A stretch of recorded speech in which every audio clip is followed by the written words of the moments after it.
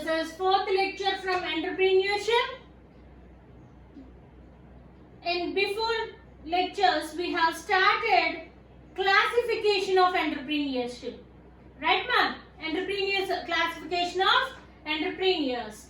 The topic is continuing in this lecture too, ma'am. We are having altogether 24 classification of entrepreneurs, ma'am. Now, in last class we have discussed about 6 entrepreneurs. The remaining I am going to discuss now. Let's start. Induced or motivated entrepreneur.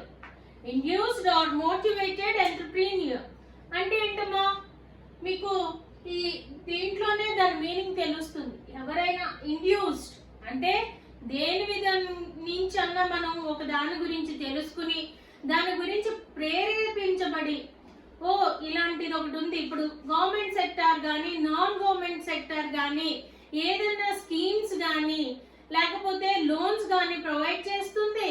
So దాని ద్వారా నేను ఒక entrepreneur కింద తయారవచ్చు అనే ఒక ఉద్దేశంలో start చేసే వాళ్ళని ఏమంటారండి? ఇండ్యూస్డ్ ఆర్ మోటివేటెడ్ ఎంటర్ప్రీనియర్స్ అంటారండి.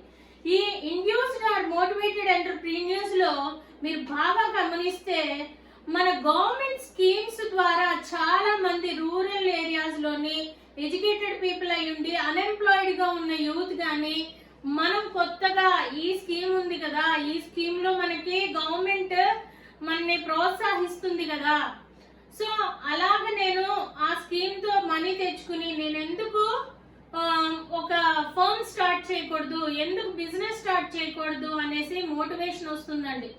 సో అలాంటి మోటివేషన్ తో వాళ్ళు ఏం చేస్తారండి? They starts business. ఓకే అండి, అలాంటి వాళ్ళు ఏమంటారండి? Induced or motivated entrepreneurs. Motivation అంటే ఏంటంటే ఒక స్కీమ్ ద్వారా కానీ ఒక విధమైన ఏదైనా ప్రోత్సాహం వల్ల కానీ వాళ్ళు ప్రేరేపించబడ్డ వాళ్ళని ఏమంటారండి? మోటివేటెడ్ అంటారు. So that is known as induced and motivated entrepreneur. And the next one is rural entrepreneur. Name it's ప్రతి దాంట్లో నేను ముందు కూడా చెప్పానండి, నేమ్ లోనే దాని మీనింగ్ ఉంటుందండి. ఎక్కువగా చూస్తూ ఉండండి, గమనించండి. రూరల్ అంటే ఏంటండి? రూరల్ ఏరియాస్ అంటే విలేజెస్, కొద్దిగా డెవలప్ కాని ప్లేసెస్ ఏమంటామండి? రూరల్ ఏరియాస్ అంటామండి. అంటే ఎక్కడ మన రాజమండ్రి చూసేదనుకోండి అర్బన్ అంటాం, అంటే బాగా డెవలప్మెంట్ జరిగింది కాబట్టి అర్బన్ అంటాం. డెవలప్మెంట్ జరగని ఏరియా స్పీడింగోయ ఇంకా పక్కన ఉన్న రాజానగరం ఇవన్నీ రూరల్ ఏరియాస్ అని అంటామండి. అవునండి కదా? ఎందుకు? ఒక డెవలప్మెంట్ జరగలేదు కాబట్టి. సో ఎప్పుడు కూడా విలేజెస్ లో కానీ రూరల్ ఏరియాస్ లో కానీ చిన్నగా స్టార్ట్ చేసుకుని వాళ్ళ బిజినెస్ స్టార్ట్ చేసుకుని దాన్ని డెవలప్ చేయడానికి చూసే వాళ్ళని ఏమంటారండి? రూరల్ ఎంటర్ప్రీనియర్స్ అంటారండి. మీరు ఎప్పుడైనా గమనిస్తే ఫస్ట్ టైం రూరల్ ఏరియాలోకి వెళ్ళి బిజినెస్ స్టార్ట్ చేయాలి, ఏదైనా ఒక బిజినెస్ చేయడం స్టార్ట్ చేస్తే మనకన్నా బాగా క్లిక్ అవుతుందండి. ఎందుకు? అక్కడ ఆల్రెడీ అలాంటి డెవలప్మెంట్ అనేది ఉండకపోవచ్చు. సో కొత్తగా ఫర్ ఎగ్జాంపుల్ ఒక చిన్న ఎగ్జాంపుల్ తో చెప్పుకుందాం అండి. సో ఒక రూరల్ విలేజ్ లో ఒక మొబైల్ షాప్ అనేది లేదండి, లేకపోతే మీరే అక్కడ ఒక మొబైల్ షాప్ స్టార్ట్ చేసుకుని మొబైల్ షాప్ ని ఎస్టాబ్లిష్ చేశారనుకోండి, సర్వీసింగ్ సేల్ అన్ని మీరే స్టార్ట్ చేశారనుకోండి, మీ దగ్గరికి బిజినెస్ కి వస్తారా? అవును, 10 కిలోమీటర్లో 20 కిలోమీటర్లో ఊళ్ళోకి వెళ్ళి కొనుక్కునే దానికన్నా మన ఊళ్ళోనే ఒక మొబైల్ షాప్ ఉంది, ఇక్కడే కొనుక్కోవచ్చు అని అనుకుంటారు. వాటర్ ప్లాంట్స్ ఎక్కువగా ఇలా రూరల్ ఏరియాలో అలాగా స్టార్ట్ చేస్తారు. ఎందుకండి? రిసోర్సెస్ ఉంటాయి వాళ్ళకి, ప్లాంట్ కి అయ్యే ఖర్చు తక్కువగా ఉంటుంది. సో ఇక్కడ స్టార్ట్ చేసుకుని అక్కడి నుంచి డెవలప్మెంట్ చూద్దామనే వాళ్ళని ఏమంటారండి? రూరల్ ఎంటర్ప్రీనియర్స్ అంటారండి. ఎక్కువగా they will see high rate of success.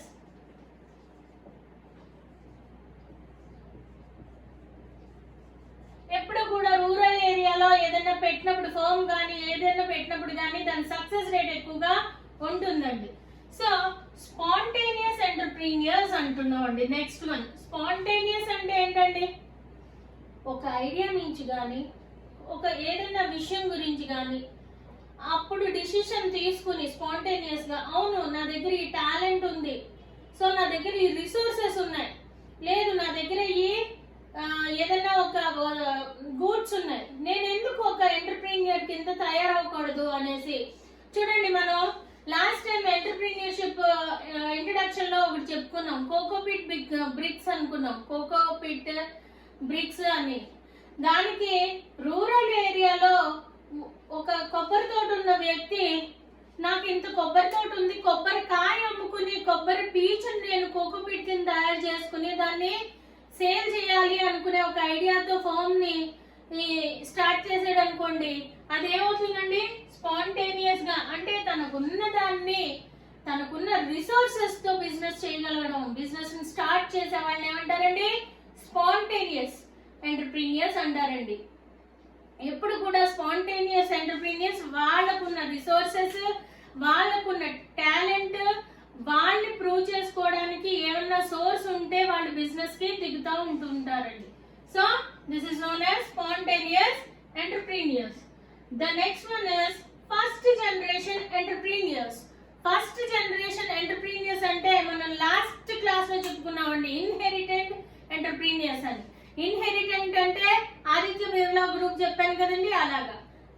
అంటే వంశపారంపర్యంగా వచ్చే ఎంటర్ప్రీనియర్స్ అండి. కానీ ఇక్కడ నేను ఏం చెప్తున్నానండి?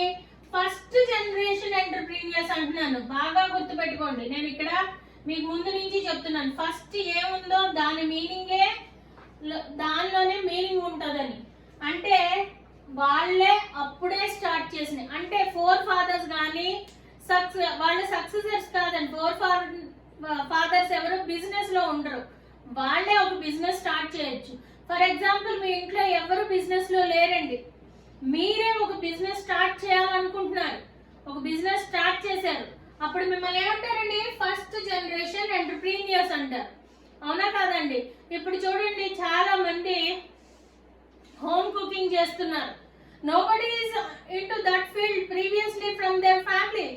They just started with a passion and they started earning from their passion, right or wrong? So many people are cooking home cooked bakery foods such as cakes, pastas, pastries. ఇవన్నీ ఏం చేస్తున్నారండి? Home cooked అనేసి వాళ్ళు advertisement ఇచ్చుకుని వాళ్ళు ఏదైనా order వస్తే వాళ్ళు cook చేసి ఇస్తున్నారు. సో వాళ్ళ ముందు తరాలు ఎవరు ఇది చేసి ఉండరు, కానీ వాళ్ళు స్టార్ట్ చేశారు. ఏంటండి? Because of innovation. మనం అదే విషయాన్ని స్పాంటేనియస్ లో కూడా చెప్పుకోవచ్చండి. ఫర్ ఎగ్జాంపుల్, ఒక టాలెంటెడ్ కుక్ ఉన్నారనుకోండి, ఎవరైనా girl or boy or anyone who have a wonderful talent of cooking, spontaneously with that talent they wanted to become an entrepreneur. They start a cooking field, to cooking video apps, YouTube లో channels చూస్తున్నారు కదండి, different cooking apps, cooking కి సంబంధించిన videos తీసి పెడుతున్నారు కదా. అలా కూడా ఎంటర్ప్రీనియర్ కింద తయారవచ్చు, అంటే కుక్ చేసింది సేల్ కూడా చేయొచ్చు. That is known as spontaneous లోని చెప్పుకోవచ్చు, ఫస్ట్ జనరేషన్ లోని చెప్పుకోవచ్చు. అంటే మనమే మన దగ్గర ఉన్న ఐడియాతో ఒక సంస్థని స్థాపించడాన్ని ఏమంటారండి? ఫస్ట్ జనరేషన్ ఎంటర్ప్రీనియర్స్ అంటారండి. ఇకపోతే ప్యూర్ ఎంటర్ప్రీనియర్ అంటున్నానండి. What do you mean by pure? Say pure is nothing but a person or anyone who wanted to prove their talent in the business, right? He wanted to prove that I am worthful person who wanted to do the business in society. So for proving himself he starts the business. That person is known as pure entrepreneur. ఎవరైతే తన talent నిరూపించుకోవాలనుకుంటున్నారో, తన్నే ఆర్థికంగానే బాగా బలోపేతం చేసుకోవడానికి, తన దగ్గర ఉన్న talent నిరూపించుకోవడానికి business start చేసే వాళ్ళు ఏమంటారండి? ప్యూర్ ఎంటర్ప్రీనియర్స్ అంటారండి. They are inspiring, they will do anything to prove themself, they were hard working and they are talented. Okay అమ్మా? ఇకపోతే క్లాసికల్ ఎంటర్ప్రీనియర్స్ అంటారండి. ఈ క్లాసికల్ ఎంటర్ప్రీనియర్స్ అనేవాళ్ళు they just don't wanted to see for the growth. ఏదో సాధించాలి, ఏదో చేసేయాలని ఏమి ఒక ఉత్సాహంలో ఉండరండి. ఎప్పుడు వచ్చేదాన్ని ఎలా ఉంటుందో అలా కామ్గా ఉన్న బిజినెస్ అలా రన్ చేస్తూ ఉండే వాళ్ళని ఏమంటారండి? క్లాసికల్ ఎంటర్ప్రీనియర్స్ అంటారండి. ఇకపోతే the next one is forced అండి. చూడండి, ఫోర్స్డ్ ఎంటర్ప్రీనియర్ అంటే పరిస్థితుల ప్రభావం వల్ల కానీ లేకపోతే they don't wanted to do that, but there is no other alternative for them to do. For example, degree చేసిన తర్వాత ఎప్పటికీ మీకు ఉద్యోగం రాలేదనుకోండి, ఏమంటారండి? ఒరే బాబు, ఏదైనా పెట్టుకో, చిన్న వ్యాపారం పెట్టుకో, లేకపోతే ఏదైనా చెయ్యి, ఎన్నాళ్ళు ఖాళీగా ఉంటావు అంటారు. అంటారా అనరా? కొద్దిగా ఫైనాన్షియల్లీ ఓకే అనుకున్న వాళ్ళు బ్యాంక్ నుంచి లోన్ తెచ్చుకోవచ్చు, బ్యాంక్ లోన్ ఇచ్చి అన్ఎంప్లాయిడ్ యూత్ ని సహాయం చేస్తుంది అనుకున్నప్పుడు, మీకు ఏ దారి లేనప్పుడు స్టార్ట్ చేసే వాళ్ళు ఏమంటారండి? Forced entrepreneurs. ఇంకో విధంగా కూడా చెప్పుకోవచ్చండి, ఇంట్లో వాళ్ళకి ఆల్రెడీ బిజినెస్ అయ్యుండి ఆ బిజినెస్ చేయాల్సిన పర్సన్ అనుకోకుండా ఎక్స్పైర్ అవడం కానీ, లేకపోతే ఏదైనా ప్రమాదం జరగడం కానీ, జైలు పాలవడం కానీ, ఇలాంటి ఏమైనా జరిగినప్పుడు ఆ సక్సెసర్ వచ్చేసి ఏం చేయాలండి? బిజినెస్ ని చూసుకోవాలి, అంతేగాని వదిలేస్తారండి? బిజినెస్ ని వదలరు. అలా వచ్చే వాళ్ళని ఏమంటారండి? ఫోర్స్డ్ ఎంటర్ప్రీనియర్స్ అంటారండి. ఆల్ టుగెదర్ మనం 13 చెప్పుకున్నామండి. ఇంకోటి కూడా చెప్తున్నాను, tourism. The next one is tourist or tourism అండి. టూరిజం అంటే ఏంటండి? టూరిజం ఎంటర్ప్రీనియర్స్ అంటున్నానండి. టూరిజం ఎంటర్ప్రీనియర్స్ అంటే ఎవరండి? టూర్ కి సంబంధించి, అంటే ప్లాన్స్ చేసి, టూర్ ప్లాన్ చేసి, వాళ్ళకి అన్ని అరేంజ్మెంట్స్ చేసి, పలానా ప్లేసెస్ కానీ కంట్రీస్ కానీ తిప్పి అక్కడి నుంచి వాళ్ళు ఏం చేస్తారండి? అదో బిజినెస్ అని చెప్పుకున్నాం కదండి. అలాగా టూరిజం కూడా మంచి బిజినెస్ అండి. ఇప్పుడు whenever we are having holidays, whenever we are having time, people are planning for going some other places, exploring places, visiting places. People wanted to know more and more about other places and temples, whatever it may be. They wanted to explore things. When people wanted to explore things, they go for tourism entrepreneurs. Tourism places ఎవరైతే ఈ tourism కి సంబంధించి ఎవరైతే conduct చేస్తున్నారో అలాంటి entrepreneurs కూడా ఉన్నారండి. ఇది one of the best and highly successful business at present. Pandemic కి ముందు మంచిగా ఉన్న బిజినెస్ ఏంటంటే టూరిజం అండి.